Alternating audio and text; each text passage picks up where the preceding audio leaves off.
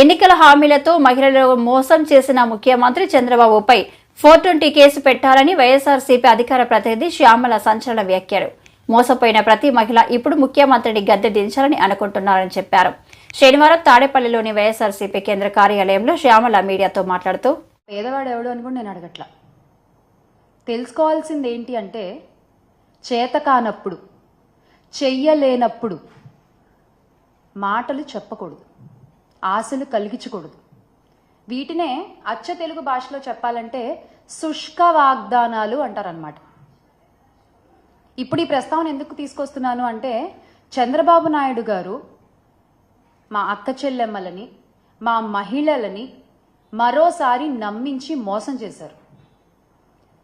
ఆయన మాకిస్తానన్న వాగ్దానం నిలబెట్టుకోలేకపోగా, ఇస్తానన్న హామీలు ఇవ్వకపోగా, జగనన్న ఇస్తున్న పథకాల్ని కూడా ఆపేసి ఈ రోజున ఆంధ్ర రాష్ట్రంలో ఉన్న మహిళలకి, ఆడపిల్లలకి, వారి కుటుంబాలకి తీవ్ర ద్రోహాన్ని చేశారు.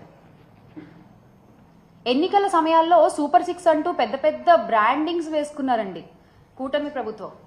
మనం చూడొచ్చు ఇక్కడ ఈ సూపర్ 6 అంటూ ఈ పెద్ద పెద్ద బ్రాండింగ్ని పట్టుకుని కూటమి నాయకులు పవన్ కళ్యాణ్ గారితో సహా ప్రతి ఇంటికి తిరిగి ఈ హామీలన్నీ ఒక పేపర్పై పెట్టి నాయకులు సంతకాలు చేసి ప్రజలకు ఇచ్చారు. దీన్ని ఒక బాండ్ పేపర్లా భావించండి, మీ ఆ హామీలకి ఎటువంటి ఢోకా లేదు అని చెప్పారు. అందరూ సంతకాలు చేశారు. కానీ ఈ రోజున అధికారంలోకి వచ్చిన తర్వాత వీటి ఊసే లేదు. ఆ రోజున మీరు అబద్ధాలు చెప్పి బాండ్ పేపర్లు అంటూ ప్రతి ఒక్కళ్ళు సంతకాలు చేసి ఈ పేపర్ని ప్రజల చేతిలో ఇలా పెట్టి ఈ రోజున మీరు వచ్చిన తర్వాత వాటి ఊసే ఎత్తకుండా ప్రజల్ని మోసం చేస్తుంటే, ఆ రోజు మీరు పెట్టిన సంతకాల విలువేంటో మీరే చెప్తున్నారు. ఇదేనా మీ సంతకం విలువ? ఈ రోజు ఉదయం జగనన్న కూడా ఇదే విషయమై ఆంధ్ర రాష్ట్ర ప్రజల పక్షాన, అలాగే మహిళల పక్షాన ఎదుర్కొంటున్నటువంటి సమస్యలపై, ఎగ్గొట్టేసిన హామీలపై ట్విట్టర్ వేదికగా చంద్రబాబు నాయుడు గారిని నిలదీయడం జరిగింది. ఇప్పుడు ఒక సాటి మహిళగా మా మహిళలకు జరుగుతున్న అన్యాయాలపై నేను కూడా అడుగుతున్నాను. ఎందుకని ఇలా పదే పదే మహిళల్ని మీ మాటలతో నమ్మించి మోసం చేస్తున్నారు? ఇది చీటింగ్ కాదా? ఇది అన్యాయం కాదా? అసలు ఇలా మహిళల్ని మోసం చేస్తున్నందుకు చట్టపరంగా మీ పైన 420 కేసు పెట్టచ్చు. ఎందుకు మీరు ఇచ్చిన వాగ్దానాలపై మీకు అంత చులకన భావం? ఎందుకు మీ మేనిఫెస్టో అంటే మీకు అసలు అంత లెక్క లేదు? ఎందుకు ప్రజలకు ఇచ్చిన మాటల్ని టేక్ ఇట్ ఫర్ గ్రాంటెడ్గా తీసుకుంటారు మీరు? ఇదేమీ మీకు కొత్త కాదు, ఇదేమీ కూటమి నాయకులకి కొత్త కాదు.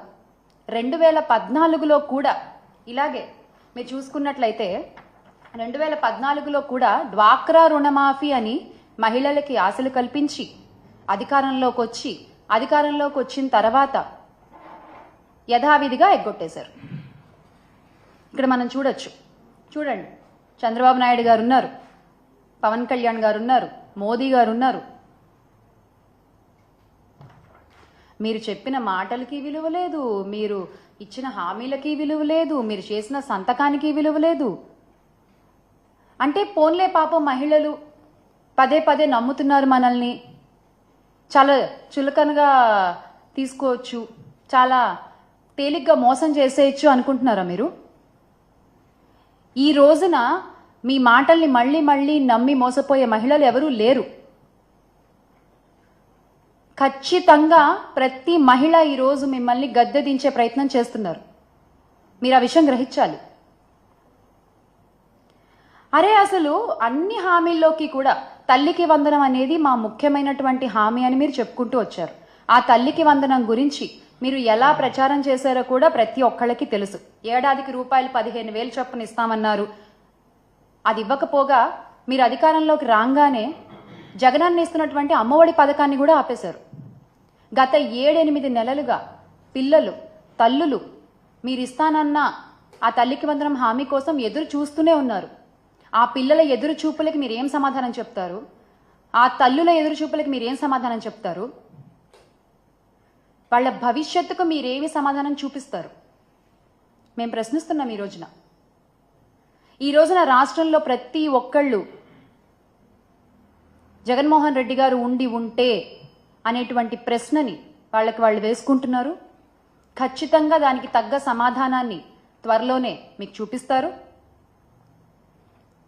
అసలు ఏ రకంగా ప్రచారం చేశారండి మీరు?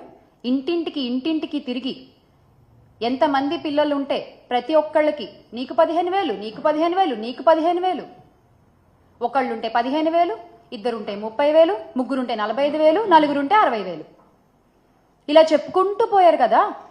రామానాయుడు గారు అయితే, గౌరవ మంత్రి రామానాయుడు గారు అయితే, ఆయన అసలు ప్రతి గ్రామానికి తిరిగి ప్రతి ఇంటికి తిరిగి ఏ విధంగా ప్రచారం చేశారో, ఆయన చేసినటువంటి స్కిట్లు ఇప్పటికీ ప్రతి ఒక్కళ్ళ ఫోన్లలో ఆడియో రూపంలో, వీడియో రూపంలో మనం వింటూనే ఉన్నాం.